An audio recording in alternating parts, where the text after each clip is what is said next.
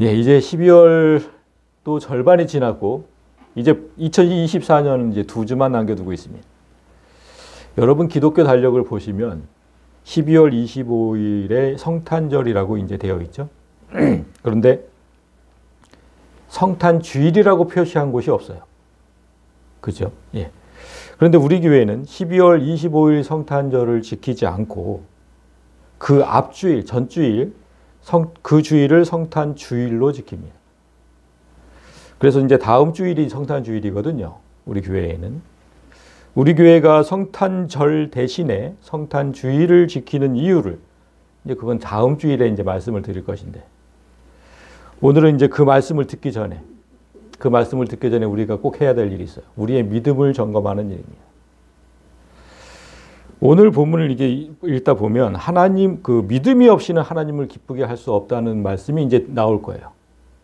그런데 우리가 믿고 있는 것들이 진정 하나님을 기쁘게 할 만한 믿음인지를 이 시간에 한번 점검해 보자는 겁니다.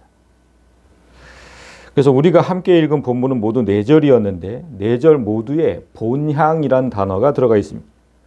본향이라고 번역한 단어를 원어를 이렇게 보여드리면 파트리스라는 단어인데 이 단어가 어디서 나왔냐면 빠테르라는 단어, 아버지란 뜻에서 나왔어요. 그래서 고국, 고향 이런 뜻이 됐거든요. 그럼 무슨 뜻이냐? 내가 난 곳을 의미하는 거죠. 아버지가 내가 난 곳이잖아요. 예. 그래서 고국, 고향은 내가 난 곳이에요. 그렇게 번역을 했어요. 그런데 오늘 본문 첫 절에서 고국과 고향을 떠난 외국인과 나그네가 있다고 말을 합니다. 이 사람들은 다 믿음을 따라 죽었으며 약속을 받지 못했으나 그것들을 멀리서 보고 환영하며 또 땅에서는 외국인과 나그네임을 증언하였다. 어떤 사람들이 말하기를 자신들은 태어난 곳을 떠나서 정처 없이 떠돌아다니는 외국인이며 나그네라고 말하고 다닌다는 거야. 그리고 다음 절에는 그들이 그렇게 말하고 있는 이유가 나옵니다. 그들이 이같이 말하는 이유는 자기들이 본향 찾는 자이기 때문이다. 나는 내가 태어난 나라와 고향으로 돌아갈 사람입니다. 이렇게 계속 얘기하면서 살았다는 거예요. 이들이 대체 누구길래 자기는 고국과 고향으로 돌아간다는 말을 입에 달고 살았을까? 오늘 본문은 여러분이 잘 아시는 믿음장에 속해 있습니다. 믿음장 아시죠, 여러분? 히브리서 11장을 믿음장이라고 얘기를 하는데 그 이유는 처음부터 끝까지 믿음에 대해서 얘기하기 때문이에요. 하나님께서 본향을 믿음장에 기록하신 이유가 뭐겠습니까? 우리가 돌아갈 나라, 우리가 돌아갈 고향은 믿음으로만 볼 수 있고 믿음으로만 갈 수 있다는 뜻입니다. 대체 믿음이 뭐길래 믿음이 있으면 그 나라가 보이고 그 나라를 갈 수 있을까? 그 나라를 보이기도 한데요. 믿음이 있으면. 그래서 믿음이 무엇인지부터 이제 제대로 살펴보아요. 우리가 이제 믿음장 11장 그 1절을 보시면 이렇게 되어 있죠. 믿음이 정의예요. 믿음의 정의. 믿음은 바라는 것들의 실상이요 보이지 않는 것들의 증거다. 우리가 너무나 잘 아는 구절인데 볼 때마다 무슨 뜻인지 잘 모르겠어요. 이게 믿음의 정의인데 여러분 이렇게 읽으면 이게 볼 때마다 무슨 뜻인지 잘 모르겠어요. 그래서 제가 쉽게 번역해서 보여드리면 이런 뜻이 돼요. 믿음은 우리가 바라는 것들에 대해서 확신하는 것이고 보이지는 않지만 그것이 사실 있는 대로 그러니까 있다는 것을 아는 것이다.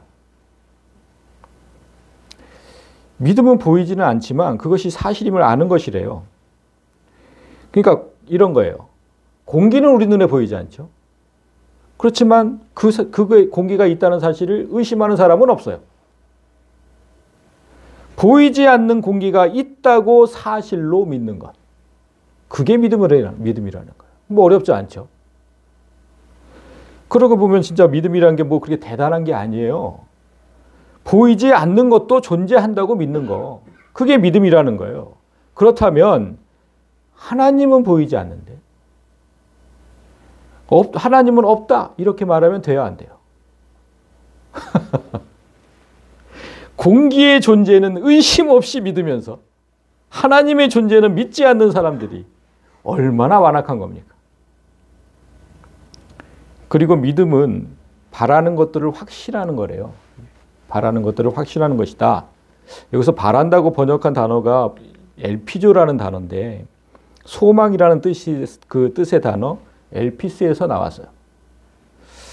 그러면 이 단어에는 추측하다라는 의미도 들어있어요. 왜 추측하다라는 의미가 들어있냐면 우리가 보이지 않는 무언가를 소망할 때는 항상 추측하기 때문이에요. 예를 들어서 제가 이제 나중에 내가 이제 나중에 좀 교회 건축을 하면 이렇게 지어야 되겠다. 제가 머릿속에 상상하고 추측하죠. 그게 소망이잖아요. 이 생각을 할 때 아직은 안 보이니까 상상하고 추측하는 거예요. 천국에 빨리 가고 싶다. 천국은 이런 모습일 거야. 상상하고 추측하죠. 우리가 아직 가보지 않았기 때문에 그렇게 하는 거예요. 누구나 이렇게 보이지 않는 것을 소망할 때는 추측하고 상상해요. 그래서 이 구절의 좀 더 정확한 번역은 믿음이란 우리가 상상하고 추측하는 것들이 눈에 보이지는 않지만 확실히 있음을 아는 것. 그래야 정확하게 번역이 된 거예요. 그리고 2절을 보면 선진들이 이로써 증거를 얻었다 이렇게 되어 있어요. 그러니까 우리보다 앞선 시대에 살았던 그 믿음의 성도들, 그 성도들도 전혀 보이지 않는 것들을 믿었는데 나중에는 그 존재를 확실히 보고 알았다는 거예요. 증거를 얻었다는 거는 나중에 내가 죽고 나서 가보니까 확실히 있네? 그렇게 증거를 얻었다는 거예요. 3절에서 믿음으로 모든 세계가 하나님의 말씀으로 지어진 줄을 우리가 아나니 보이는 것은 나타난 것으로 말미암아 된 것이 아니니라. 우리는 이 세계가 하나님의 말씀으로 지어진 줄은 잘 알아요. 창세기 1장을 너무나 자주 읽었거든. 그렇죠? 그런데 다음 구절은 무슨 뜻인지 모르겠어요. 보이는 것은 나타난 것으로 말미암아 된 것이 아니니라. 이것도 또 모르겠어. 저게 무슨 뜻이에요? 이걸 성도들이 딱 읽으면 한 번에 이해하는 성도들이 거의 없어요. 아니 세계가 하나님 말씀으로 지어준 줄은 잘 알겠는데 여기서 딱 막혔어요. 그래서 앞구절의 의미부터 먼저 살펴보면 자 창세기 1장 3절에 분명히 하나님이 이르시되 말씀하셨죠? 빛이 있으라 말씀하시니까 빛이 있었대요. 하나님이 분명히 이렇게 말씀으로 만물을 지으셨어요. 만물이 말씀으로 지어진 줄 알지만 말씀은 우리 눈에 보이지 않죠.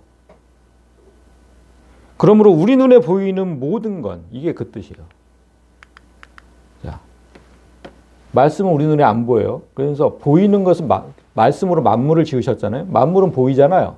그 만물 보이는 것은 나타난 것으로 말미암아 그러니까 보이는 것으로 지어진 게 아니다 이 말이에요. 이해되세요? 말씀은 안 보이죠? 우리 눈에 보이는 모든 것은 보이는 것으로 지어진 게 아니다. 만들어진 게 아니다. 그걸 제가 좀 쉽게 써왔어야 되는데 말씀은 안 보이죠. 말씀으로 모든 것을 만드셨는데 말씀은 안 보이잖아요. 그러니까 우리 눈에 보이는 모든 만물이 보이는 것으로 지어진 게 아니라니까요. 안 보이는 것으로 지어졌잖아. 안 보이는 것으로. 말씀으로. 그 뜻이에요. 이해되세요? 예. 그 저렇게 써놔가지고 이게 이해가 안 된 거예요. 여태까지. 그러니까 우리 눈에 보이는 모든 건 보이지 않는 말씀으로 지어졌으니까 보이지 않는 존재는 반드시 존재한다는 뜻이 되는 거예요. 그렇죠? 예. 이게 막 철학적인 거라 잘 생각하지 않으면 보이지 않는 말씀이 없다면 보이는 것도 없다는 거니. 예. 말씀으로 지어졌으니까. 그러니까 네 눈에 보이는 것만 믿지 말고 보이지 않는 것도 존재함을 믿어야 할 것이다. 지금 하나님 그렇게 말씀하신 거예요. 이제 믿음이 무엇인지 알았으니까 그럼 오늘 본문을 다시 볼게요. 자, 이 사람 첫 절이죠. 이 사람들이 다 믿음을 따라 죽었으며 약속을 받지 못했으나 그것들을 멀리서 보고 환영하며 또 땅에서는 외국인과 나그네임을 증언하였다. 여기서 이제 이 사람들이 누군지를 봐야 돼요. 그래서 앞을 보면 이렇게 돼 있어요. 이 사람들이 누군지 쭉 나와요. 믿음으로 아벨은, 믿음으로 에녹은, 믿음으로 노아는, 믿음으로 아브라함은, 믿음으로 사라는. 이 5 사람이 믿다가 믿고 살다가 죽었다는 거예요. 믿고 살다가 죽었다. 이 5사람이. 이들이 무엇을 믿다가 죽었는지 그걸 구체적으로 이제 보면 믿음으로 아벨은 가인보다 더 나은 제사를 하나님께 드림으로 자, 그러니까 아벨은 보이지 않는 하나님이 있음을 믿었대요. 그리고 믿음으로 에녹은 죽음을 보지 않고 옮겨져. 자, 에녹이라는 사람은 보이지 않는 저 사후세계를 믿음으로 보았대요.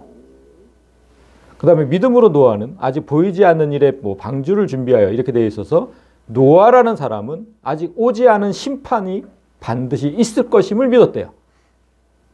그 다음에 믿음으로 아브라함은 장차 유업으로 받을 땅에 갈 바를 알지 못하고 나아갔으며 저 아브라함이라는 사람도 우리가 받을 그 땅, 우리가 갈 곳, 저 천국이 분명히 있음을 믿었다는 것이고 믿음으로 사라 자신도 나이가 많아 단산하였으나 잉태할 수 있는 힘을 얻었으니 사라라는 여인은 내가 아직 낳지 못한 아이, 창세기에 그런 게 기록되어 있죠. 예, 보지 못한 아이, 그 아이가 지금 나이가 많아 단산하였으나 그랬잖아요. 그러니까 생리가 끊어져서 임신할 수가 없어요. 그런데 날 것을 확실하게 믿었다는 거예요. 여기서 볼 수 있듯이 이들은 모두 볼 수 없는 존재, 가질 수 없다고 생각하는 것들, 그런 것들을 확실히 믿고 살았다는 거예요. 그래서 먼저 아벨은 보이지 않는 하나님이 보이는 듯이 예배를 드렸대요. 그 사실을 하나님께서 직접 이렇게 증언을 하셨어요. 하나님이 그 예물에 대하여 증언하셨다. 제사 때 드린 예물을 보신 하나님께서 여기 지금 가인보다 더 나은 제사를 드렸다 이렇게 되어 있는데 가인과 아벨이 같이 예배를 드리잖아요. 그런데 하나님이 보시니까 아벨은 하나님이 살아있음을 믿으면서 예배를 드리고 있고 가인은 그냥 형식적으로 와서 예배를 드리고 있다. 그걸 하나님께서 아셨다는 거예요. 그게 이 뜻이에요. 하나님이 그 예물에 대하여 증언하셨다는 거. 우리의 예배도 마찬가지죠. 하나님께서 살아계심을 믿고 예배드리는 자가 이 안에 있고 그렇지 않은 자의 예배자가 이 안에 있어요. 그냥 형식적으로 와서 예배드리는 분. 그러니까 하나님께서 그걸 분명히 아신다는 거예요. 여러분, 하나님께서 계신다는 것을 믿고 예배드리는 자하고 그걸 믿지 않고 그냥 형식적으로 와서 예배드리는 자의 예배 태도가 분명히 달라요. 하나님께서 여기 살아계신다고 딱 생각해 보세요. 여기서 지금 여러분을 보고 계신다고. 어떻게 예배드리겠어요?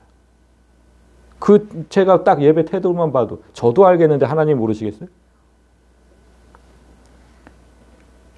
그리고 두 번째, 믿음으로 에녹, 죽음을 보지 않고 옮겨졌다 이렇게 얘기를 했는데 그러니까 에녹이라는 사람은 볼 수 없는 사후세계를 죽지 않고도 보았어요. 성경에 보면 그렇게 기록되어 있죠. 그러니까 산채로 이제 하늘나라로 이끌려 올라갔잖아요. 하나님께서 에녹에게 그런 복을 주신 이유를 성경이 이렇게 설명을 해요. 그는 옮겨지기 전에 하나님을 기쁘시게 하는 자라 하는 증거를 받았다. 아벨처럼 에녹에게도 하나님께서 직접 증거하신 것이 있어요. 인정해 주신 게 있어요. 뭐냐면 에녹이 나를 기쁘게 했다는 거예요. 뭘 얼마나 기쁘게 해드렸으면 산채로 갔을까? 천국을. 그건 이제 6절에 나와 있어요. 믿음이 없이는 하나님을 기쁘게 하지 못하나니 하나님께 나아가는 자는 반드시 그가 계신 것과 또한 그가 자기를 찾는 자들에게 상 주시는 이심을 믿어야 할지니라. 여러분, 믿음이 없으면 하나님을 기쁘게 해드릴 수 없대요. 하나님을 기쁘게 하는 건 다른 게 아니라 우리의 믿음이라는 거예요. 에녹이 죽지 않고 하늘로 올라갈 수 있었던 이유는 첫째는 하나님이 계신 것을 분명하게 믿었대요. 그걸 의심하지 않았대요. 하나님이 계시다는 걸. 그래서 하나님이 기뻤대요. 그리고 두 번째는 저 사후세계, 상 주시는 이심.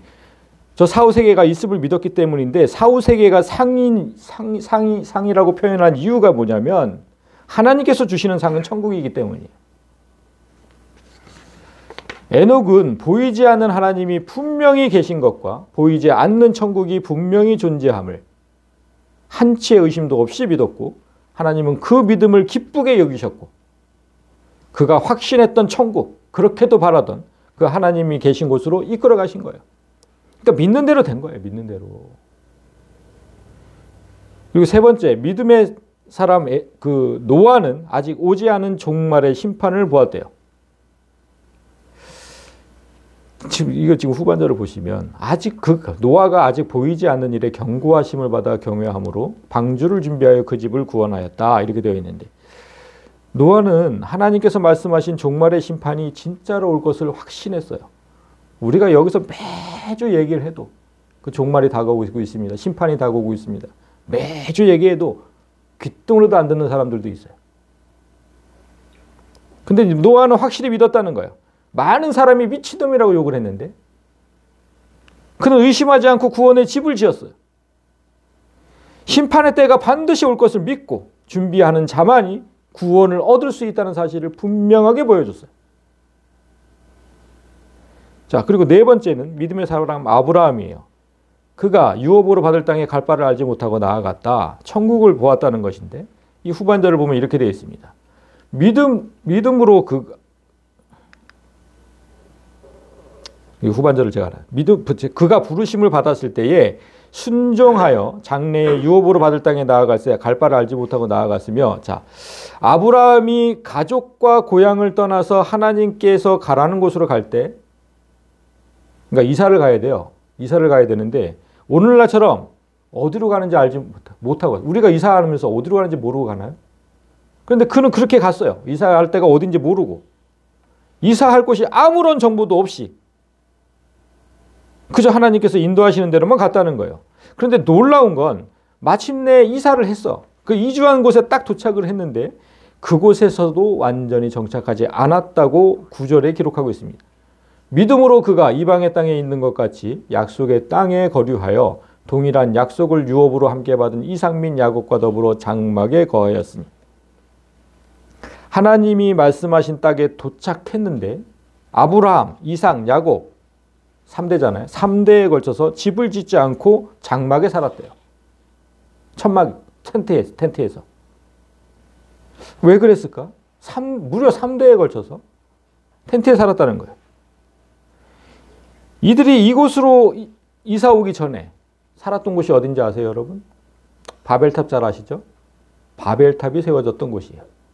그러니까 건축 기술이 너무나 뛰어난 곳이에요. 그 땅은. 아브라함은 거기서 살았어요. 그곳에 살던 아브라함이라면 이사 온 곳에 뭐 돈이 많았으니까 궁궐 같은 집을 짓고 살 수도 있었어요. 그의 재산은 그런 집을 짓고도 남을 재산이라고 창세기에 기록되어 있어요. 그런데 대를 이어서 충성한 것이 장막이에요. 텐트. 그들이 그렇게 살았던 이유가 10절에 있습니다. 이는 그가 하나님이 계획하시고 지으실 터가 있는 성을 바랐기 때문이다. 하나님이 가라고 해서 오긴 왔는데 이 땅으로. 이곳은 영원히 살 곳이 아니고 하나님께서 계획하시고 지으신 성, 하늘의 저 예루살렘 성, 그 성만 바랐다는 거예요. 천국만.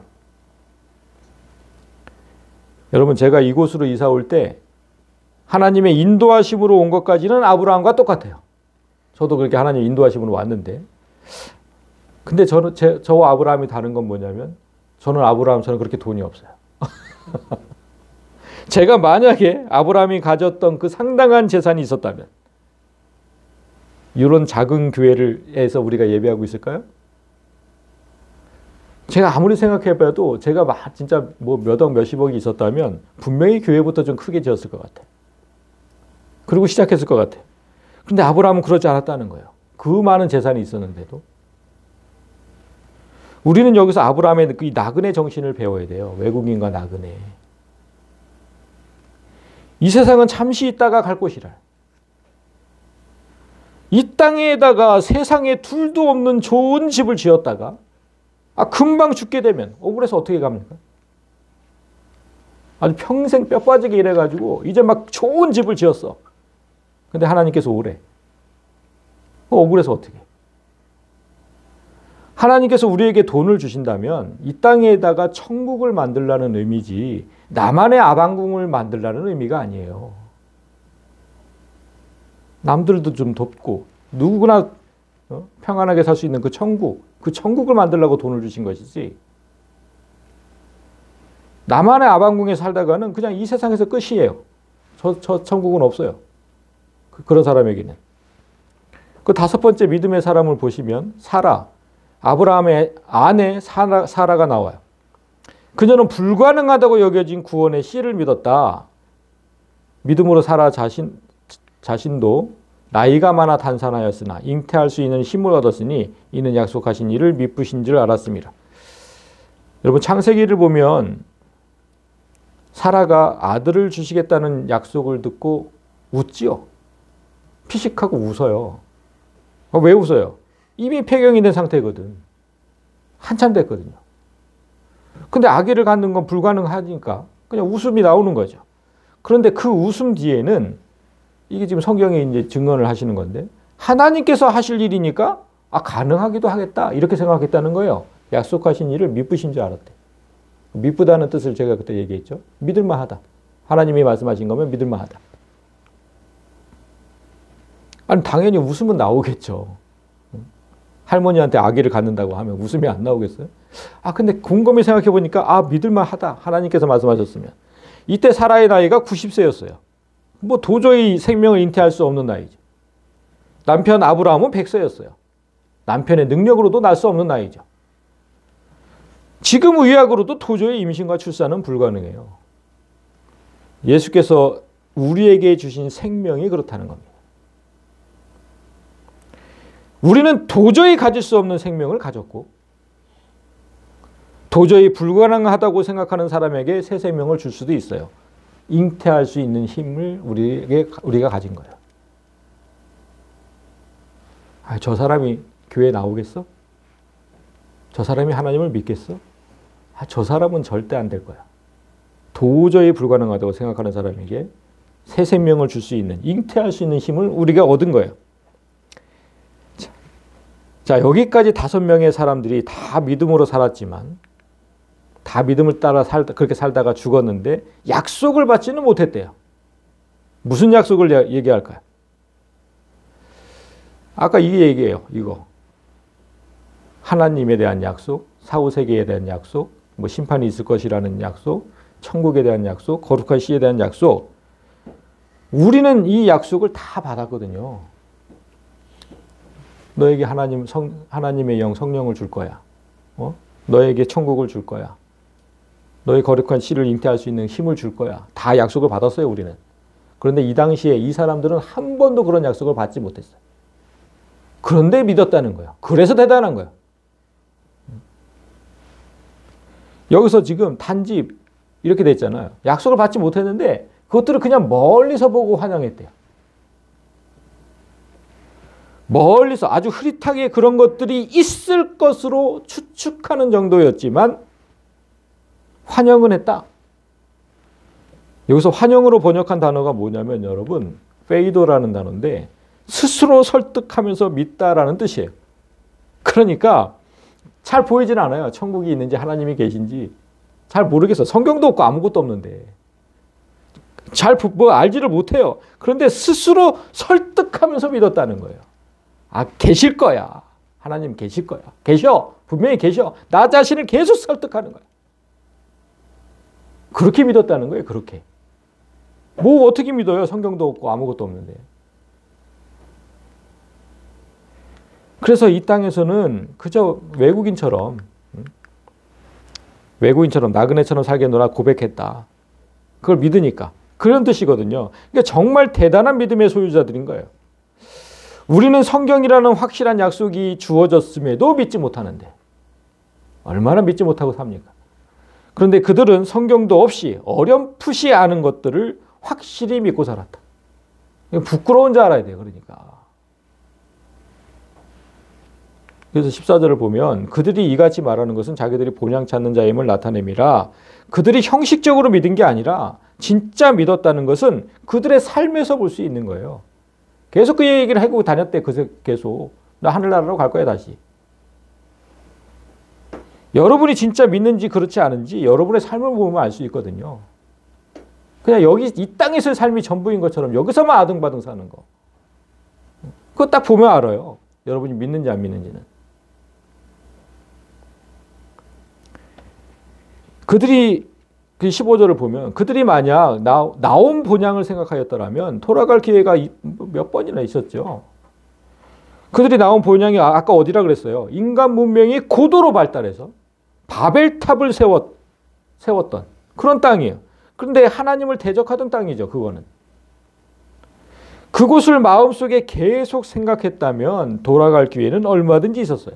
근데 그들은 돌아가지 않았어요. 그러니까 오늘날 우리가 서울 같은 곳이거든요. 저 서울 같은 곳. 인간의 문명이 고도로 발달한 곳. 그들이 이제는 더 나은 본향을 사모하니 곧 하늘에 있는 것이다. 여러분, 제 고향이 서울이거든요. 인간 문명이 고도로 발전해서 누구나 다 살고 싶어하는 서울. 그 젊은 층들은 다 서울로 가잖아요. 그런데 저는 하늘에 있는 진짜 내 고향을 본 후로는 제 고향인 서울로 가고 싶다는 생각을 한 번도 해본 적이 없어요. 아니, 어쩌다 한 번씩 저 서울에 가야 할 때가 있으면 그게 너무 싫어요. 막 스트레스 받아. 서울에 가야 된다고 생각하면. 저는 오히려 저 하늘에 있는 고향으로 하루속히 가기를 원하거든요. 여러분, 만약 여러분도 그런 소망을 가졌다면, 나도 진짜 저 하늘을 보고 저 하늘나라에 저 천국이 있음을 믿고 내가 돌아갈 곳이 거기라는 그 사실을 믿고 만약 그런 믿음을 가졌다면 그 다음 구절을 보세요. 하나님이 그들의 하나님이라 일컬음 받으심을 부끄러워하지 않으시고 그런 자를 위해서 한 성을 예비하셨대요. 성경에 보면 이런 게 많이 나와요. 나는 아브라함의 하나님, 이삭의 하나님, 야곱의 하나님이다. 이런 구절이 많이 나오잖아요. 그렇게 말씀하신 하나님께서 나는 누구누구의 하나님이다. 나는 진욱이의 하나님이야. 나는 영근이의 하나님이야. 이렇게 말씀하시길 부끄러워하지 않으신다. 자랑스러워하신다. 그리고는 서울과는 비교할 수도 없는 한 도시를 예비하시고 그들에게 주시겠다는 거예요. 그러니까 이 말씀을 믿는 자에겐 그대로 이루어질 것이고 믿지 않는 자에겐 그냥 이 세상의 삶이 마지막인 거예요. 여러분, 이 믿음이 얼마나 중요한 겁니까? 믿는 자에겐 그대로 주어질 거예요. 여기까지가 오늘 본문인데 오늘도 조금만 더 깊이 들어가 보겠습니다. 깊이 들어가는 게 없으면 지향교회가 아니죠. 지금부터 조금 깊이 들어가 볼 건데 여러분, 아까 이런 구절이 있었어요. 보이는 것은 나타난 것으로 말미암아 된 것이 아니다. 그래서 우리 눈에 보이는 모든 건 보이지 않는 말씀으로 만들어졌다. 이렇게 설명을 했잖아요. 그런데 여러분, 왜 하나님은 보이지 않는 말씀으로 보이는 것들을 만드셨을까요? 이거 한번 생각해 보셨어요? 말씀은 보이지 않아요. 근데 보이는 것들을 전부 보이지 않는 것들로 만드셨거든요. 왜 그러셨을까? 꼭 보이는 게 필요했을까? 하나님에게? 저는 이렇게 막 묵상하다 보면 막 그런 게 궁금하거든요. 보이는 걸 꼭 만드셔야 되나? 여러분, 하나님께서 사람을 만드시고 사람 눈에 보이는 것들을 만드신 이유를 우리는 반드시 알아야 돼요. 우리가 뭔가를 볼 수 있는 이유가 뭐예요? 여러분, 눈이 있기 때문이죠. 예수님은 우리의 눈을 이렇게 표현하셨어요. 눈은 몸의 등불이니 그러므로 네 눈이 성하면 온몸이 밝을 것이요 눈이 나쁘면 온몸이 어두울 것이니. 눈이 우리 몸의 등불이라고 이제 말씀하신 이유는 우리의 몸이 빛을 받아들일 수 있는, 그러니까 우리의 몸 중에서 우리의 몸 기관 중에서 빛을 받아들일 수 있는 기관은 오직 눈 하나래요. 사람의 몸 안은 이게 흙으로 다 덮였잖아요. 피부. 이게 다 덮였잖아요. 그래서 빛이 차단된 아주 어두워요. 사람의 몸 안이. 그런데 눈이 있어서 빛이 몸 안으로 들어올 수 있대요. 이건 뭐 과학자들이 얘기한 거예요, 이건. 그럼 여기서 퀴즈 하나 낼까요? 자, 하나님께서 사람 몸에 눈을 만드셨죠? 그 만드시고 빛이 몸 안으로 들어가게 하셨다. 요 구절을 딱 두 글자로 줄이면 뭐가 될까요? 요걸 딱 두 글자로 줄이면 보다가 되는 거예요. 하나님께서 사람 몸에 눈을 만드시고 빛이 몸 안으로 들어가게 하셨다. 그걸 두 글자로 줄이면 보다는 거예요. 본다는 뜻. 그러니까 자 보세요. 사람이 무언가를 본다는 것은 저 그림에서 이거 과학자들이 그려놓은 거예요. 사람이 무언가를 본다는 것은 빛이 물체에 닿았을 때 충돌한 후 그 반사된 빛이 우리 눈에 들어온다는 것이 의미해요. 그게 본다는 거예요. 그러니까 저 빛이 사과에게 딱 쏘여서 사과에서 반사된 빛이 내 눈에 들어왔을 때 사과가 보이는 거예요. 그러니까 만약에 저 빛이 없다면 본다라는 단어 자체가 없어지겠죠. 예. 하나님께서 세상을 창조하실 때 가장 먼저 만드신 게 뭐라고? 예, 아까 얘기했잖아요. 가장 처음에 만드신 게 저 빛이에요. 하나님은 첫째 날에 저 빛을 만드시고 둘째 날부터 다섯째 날까지는 세상 만물을 만드셨죠. 그리고 여섯째 날에 사람을 만드시고 눈을 주셨어요. 무슨 뜻이겠어요? 하나님의 창조 순서는 사람이 만물을 보는 것에 중점을 두고 만드신 거예요. 왜 만물을 보는 것에 중점을 두셨을까? 이 질문에 답을 하려면 저 본다는 게 뭔지를 알아야 되는데 여러분, 자, 이 사진 이렇게 딱 보면 여러분 나무와 꽃이 보이시죠? 아, 나무와 꽃이네. 이렇게 얘기를 해요. 아, 저걸 사진을 딱 보니 아, 저거 저녁 노을이네. 이쁘다. 이렇게 얘기를 하고 저 바다네. 바다와 하늘이 보이네. 이렇게 딱 얘기를 해요. 본다는 게 무슨 뜻이냐면 본다는 건 결국 사물을 인식하는 거예요. 저건 뭐다. 인식을 하잖아요. 본다는 건 인식이에요. 따라서 하나님이 사람에게 눈을 주시고 보게 하신 이유는 하나님이 만드신 만물을 보면서 하나님을 좀 인식하라는 뜻이었어요. 하나님 보이지 않으시니까. 우리가 지난주에도 그 얘기를 했잖아요. 로마서 1장 말씀으로. 자연을 보면서 하나님을 보지 못했다고 그건 핑계다, 핑계. 하나님은 그런 목적으로 사람에게 눈을 주신 건데 하나님을 좀 깨달으라고, 알라고 그런 목적으로 주셨는데 사람들이 그런 용도로 사용하지 않는데요. 뭔 전혀 다른 용도로 사용한다는 거예요. 예수님 말씀을 보면 눈은 몸의 등불이니 그러므로 네 눈이 성하며 온몸이 밝을 것이요 눈이 나쁘면 온몸이 어두울 것이다 이렇게 얘기하셨는데 여기서 성하고 나쁘다 이 단어의 뜻을 원어로 보니까 순전하고 악하다 이렇게 되어 있어요. 그러니까 풀어서 보면 네 눈으로 들어온 빛이 순전하면 네 온몸이 빛나게 되고 네 눈으로 들어온 빛이 악하면 네 몸은 어두울 것이다. 이렇게 말씀하신 것인데 여러분 요즘에 여러분 눈에 어떤 빛이 들어오게 하고 있는지 한번 생각해 보세요. 내 눈에 어떤 빛이 들어오게 하고 있는지. 말씀을 읽으면서 말씀의 빛이 들어오게 하고 있는지 아니면 세상에 속한 것들을 주목하면서 악한 빛이 들어오게 하고 있는지. 지금 예수님 그 말씀하신 거거든요. 제가 요즘 정말 기도할 때마다 마음 아프게 기도하는 게 뭔지 기도하는 것 중에 하나가 있어요. 뭐냐면 우리가 어렸을 때는 악한 것을 볼 기회가 거의 없었어요. 우리가 어렸을 때는 매일 나가면 자연에서 뛰어놀았어요. 뭐 다른 게 있었나 놀이기구가? 맨날 자연에서 뛰어놀았죠. 그런데 요즘 젊은 세대는 선한 것을 볼 기회가 거의 없어요. 자, 우리가 어렸을 때 우리가 자연 속에서 뛰어놀았고 TV를 틀면 뭐가 나왔어요? 뭐 캔디나 태권브이 뭐 이런 거 봤어요. 정말 건전한 만화 영화. 그런데 요즘의 아이들은 자연에서 뛰놀려고 하면 부모가 자연 속으로 데리고 가야 가능해요. 많은 시간을 하나님이 만든 자연이 아니라 인간이 만든 문명 속에서 살아가죠. 이 참 불행한 거예요. 요즘 젊은 세대들은 TV를 잘 보지 않아요. 거의 뭐 인터넷을 통해 영상을 보죠. 유튜브 같은 거. 그렇게 보더라고요. 그런데 그런 영상을 쭉 보면 폭력이 난무하고 뭐 낯뜨거운 그 성적인 것들로 가득해요. 그 누구나 쉽게 접할 수 있어요.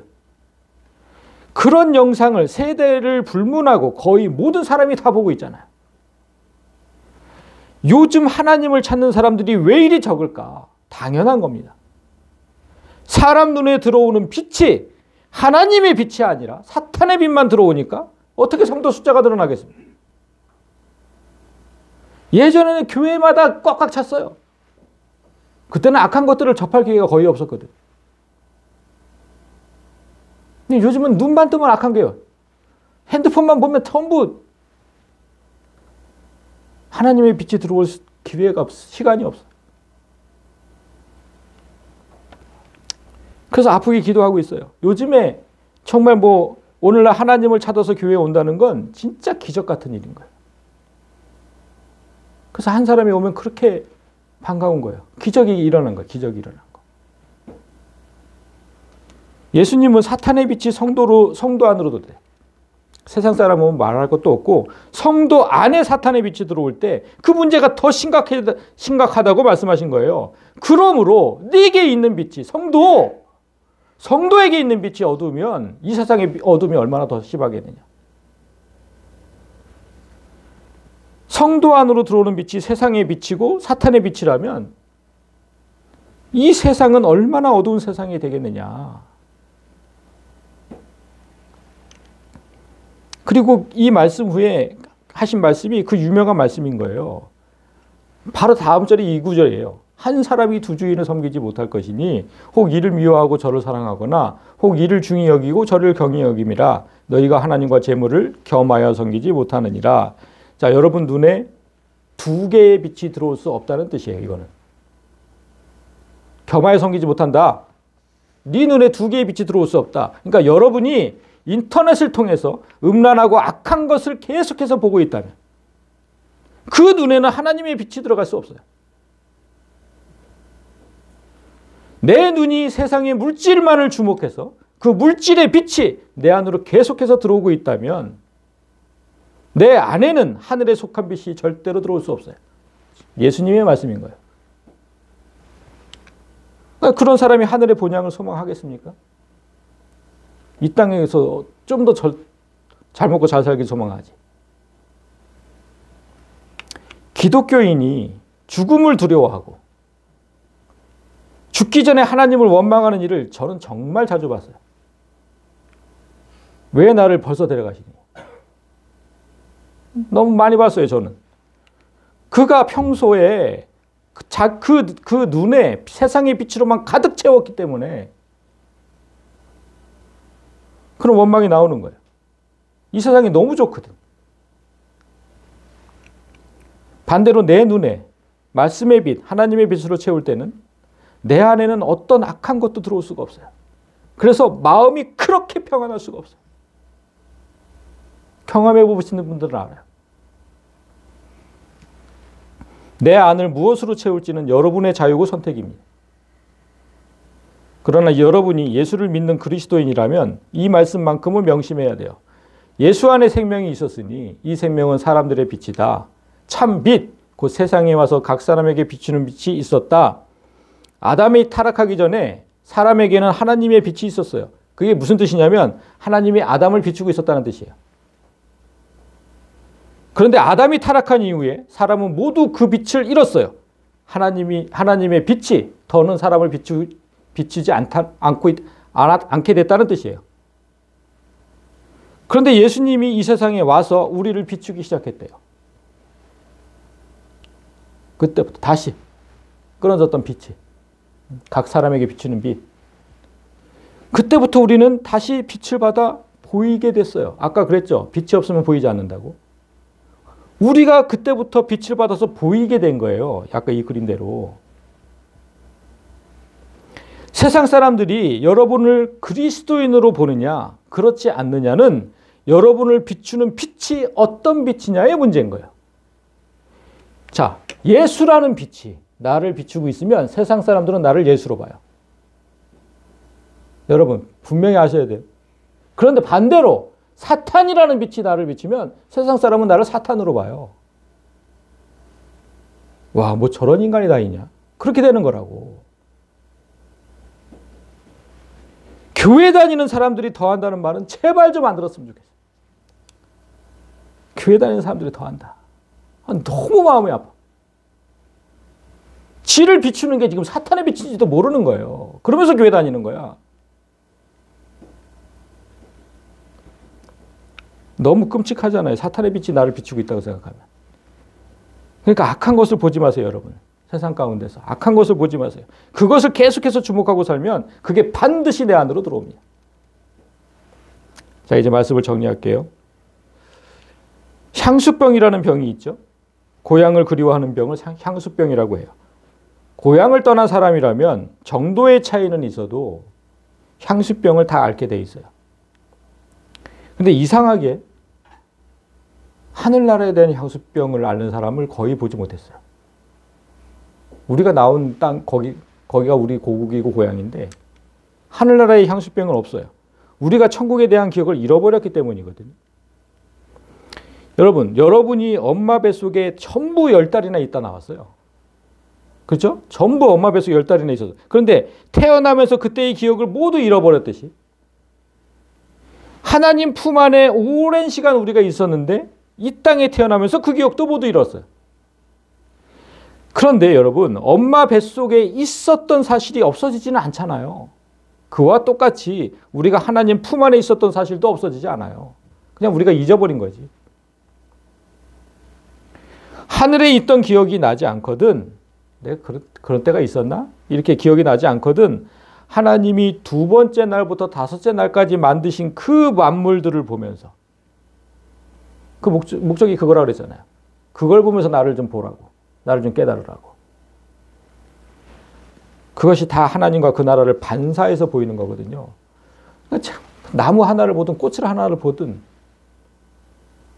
거기서 다 볼 수 있어야 돼요. 제가 그래서 그거를 4단계 때 가르치겠다고 한 거예요. 자연을 보면서 하나님을 보는 방법을. 자, 이제 바울이 죽음을 앞두고 남긴 유언을 보면서 말씀을 맺겠습니다. 디모데후서 4장을 보면 바울이 죽음을 앞두고 이렇게 얘기를 했어요. 죽기 직전에 나는 선한 싸움을 싸우고 나의 달려갈 길을 마치고 믿음을 지켰으니 이제 후로는 나를 위하여 의의 면류관이 예비되었으므로 주 곧 의로우신 재판장이 그날에 내게 주실 것이며 내게만 아니라 주의 나타나심을 사모하는 모든 자에게니라. 또 한 해를 이제 보내면서 우리가 돌아가야 할 시간이 그만큼 좀 더 가까워졌다는 거예요. 오늘 우리 어머니 오셨잖아요. 제 어머니도 이제 곧 돌아가실 언니를 잠시 이제 뵙느라고 올라오신 거예요. 이제 곧 돌아가신대요. 우리는 모두 돌아갈 때가 있어요. 누구나 다 돌아갈 때가 있죠. 세상 사람도 사람이 죽으면 돌아가셨다 그러잖아요. 근데 왜 우리 성도들이 그 사실을 모르고 살아가냐는 거지. 돌아갈 때가 있어요. 그때 중요한 건 우리는 하나님에게서 왔으니까 하나님 품으로 돌아가야 된다는 거예요. 하나님께 다시 돌아갈 때 이 고백이 여러분에게 있어야 돼. 내가 딱 하나님 앞에 가야 돼. 근데 나는 내가 살아온 삶을 보니까 선한 싸움을 진짜 선한 싸움. 내가 진짜 악을 이기고 선하게 살려고. 그리고 나에게 주신 사명 그거 다 그냥 해내려고 달려갈 길을 마치고 믿음을 그렇게 지키고 그리고 나니까 후로는 이제 나를 위해 예비된 의의 면류관이 보여요. 그리고 살고 나니까. 의로우신 재판장이신 하나님이 그날에 내게 주실 것이다. 주의 나타나심을 사모하는 모든 자에게 똑같은 상이 주어질 것이다. 이렇게 얘기를 했는데 아니 하나님 앞에 갈 때 이런 믿음이 있어야죠. 이런 좀 그 담대함이 있어야죠. 하나님께 다시 돌아갈 때까지 여러분이 달려갈 길을 최선을 다해 달려가시고 끝까지 믿음을 좀 지키셨으면 좋겠습니다. 오직 상상하고 추측할 수밖에 없었던 것들이 확실히 있음을 믿었던 믿음의 선배들처럼 우리도 그 믿음으로 남은 생을 살다가 하나님 앞에 돌아가시기를 주님의 이름으로 간절히 소망합니다.